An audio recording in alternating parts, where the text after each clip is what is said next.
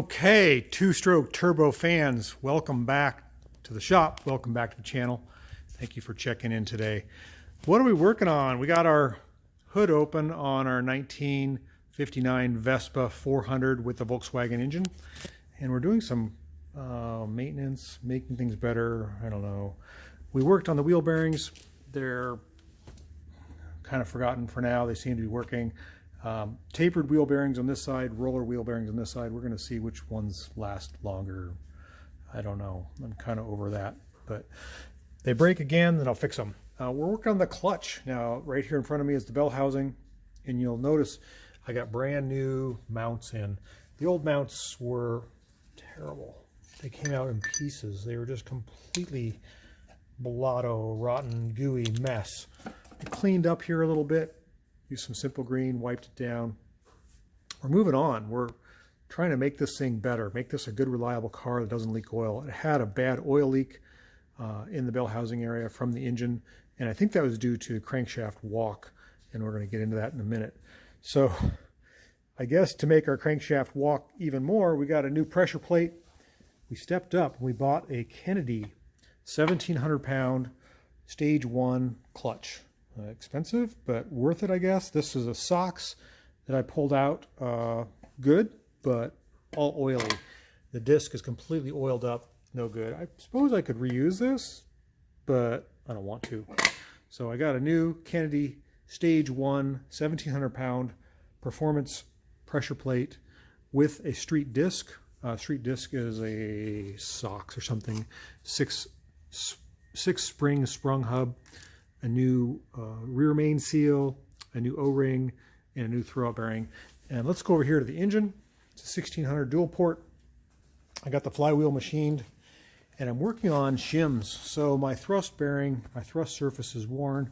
I pulled out these ones here. These 3 thrust washers or spacers or shims, whatever you want to call them, were in there. They were working, but I still had too much end play. And I believe with the crankshaft moving all around, oil was leaking out. It's going beyond the limitations of the seal. So I bought some more shims. I'm afraid I'm really gonna have to shim this thing. I know that you're only supposed to put in 2 or 3 shims to get the clearance that you need, but desperate times calls for desperate measures. I've got 9 shims here. I hope that I can, yeah. 9 shims there. I hope I can take out all the play on this thing. I'm going to oil them before I put them on. They do get self-oiled. It is a doweled flywheel. I did get a new gland nut. I haven't showed that yet, and a new gland nut washer. But I'm kind of, I don't know, with the new Kennedy pressure plate that I've got sitting over there, it's going to put more force on the end play of this crank. I don't know. I hope this engine can take it. I think it can. I've got some ideas. I want to get rid of the funky exhaust that hangs out the back of the car there. So I've got some ideas. I've got a couple different exhaust designs. Try to tuck it up underneath.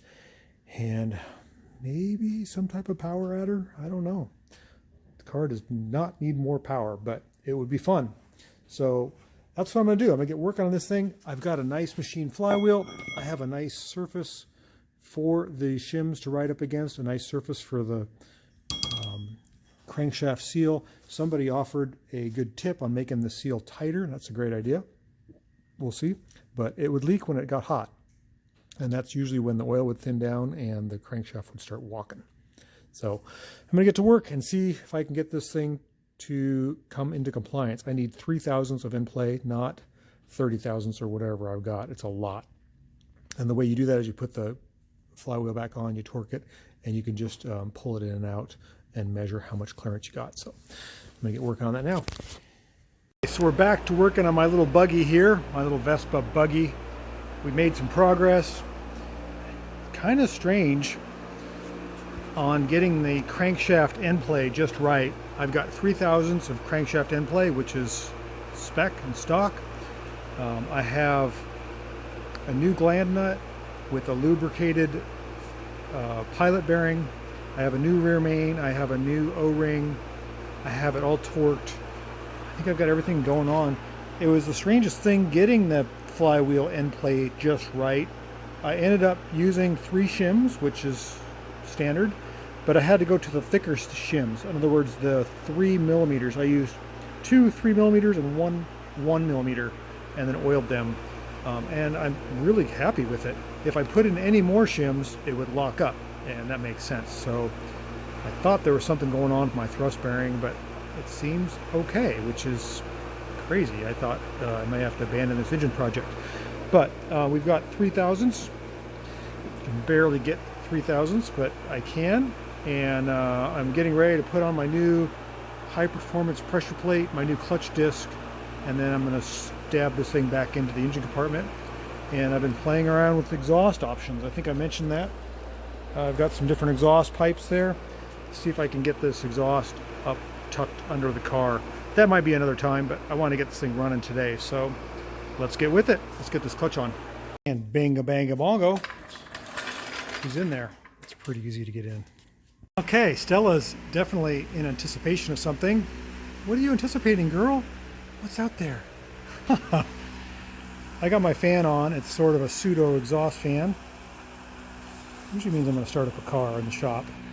And what car would I be starting today? Oh, right. We just put the engine in this. We got the new clutch in. It's the 1,700 pound Kennedy pressure plate, new disc, new rear main seal, new, better get that out of there before it falls in. That's my plug for my fuel line. You can see my fuel line leaked all over my engine, so this is really going to be spectacular if it decides to go boom. We got all our crankshaft end play out. We got new clutch on, new O-ring for the flywheel. Flywheel's machined. We got the clutch adjusted. We got a new throttle cable.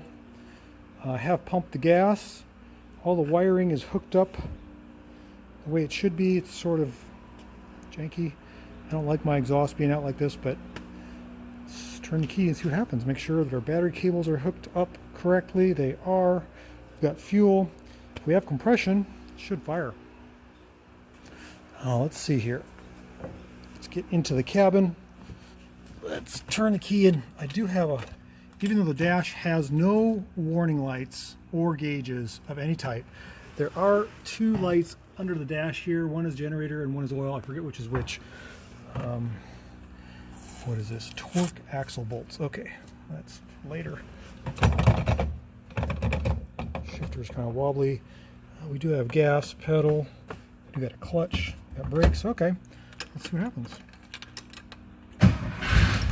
Wow.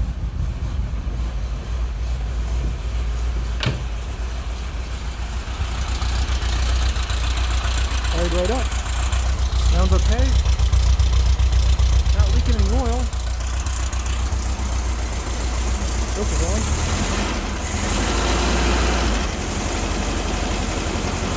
Sounds pretty good.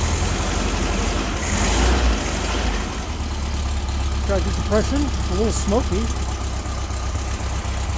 Woo-wee, we're back in business. I should make sure the clutch works. There's no weird noises. Ooh, clutch is stiffer. Yep, there's first gear.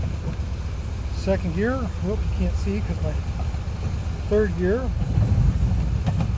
Fourth gear. Let's try reverse. Press the brake here. Reverse is, you can't see that. Reverse is over and back. That's reverse. No grinding. Okay. Clutch feels good. It's not too heavy. I was worried that being it's a performance 1,700 pound clutch disc that it might have a really tough pedal. Sometimes that's how they do that. Please no oil leaks. Please no oil leaks. Yeah, nothing yet. That's fuel on the ground there in case you're wondering. No oil. I do have to change the oil in this thing, and that's probably going to be next. Put the ground here. But I was just concerned about whether this engine is valid with the sloppy crankshaft thrust bearing. Seemed like those shims did the trick. I am pretty cool. I got to drive it, of course, to see, but I think we got something. I think we're onto it. Look down there. Choke should be warming up. choke plate is off. See if we got accelerator pump. Let's see if we do. Oh yeah, we got a good one. Good. Okay. I think it's time for a drive. What do you think? Let's put our air filter cover back on. Oh, you want to go for a drive? You do? Oh, you silly goofball. Oh, maybe there's a squirrel? Oh, you do want to go for a drive. Oh, yes. Everybody wants to see you. What a beautiful dog you are. Oh, look into my eyes, Stella. Such a good dog. Let me turn my light off. Oh. So I think what I want to do is I want to warm this thing up, let it run for a bit, get the oil nice and hot, and flush it because it's got moisture in it. It's been sitting around a lot, and somehow it has absorbed moisture, and I don't want that in my engine if it's going to be good. That would be bad. So turn it on here. Again, and just reach through there here.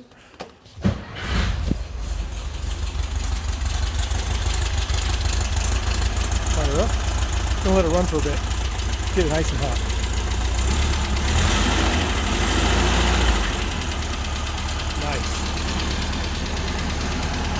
Nice. Nice. Okay, so we let our Volkswagen engine run for long enough to where it's slightly warm. Smoked out the shop a bit. Let's drain the oil. I might let it drain overnight. Just get all that nasty oil out of there. Of course, if you're familiar with Type 1 Volkswagens, they do not have an oil filter. Let's see what comes out of this thing.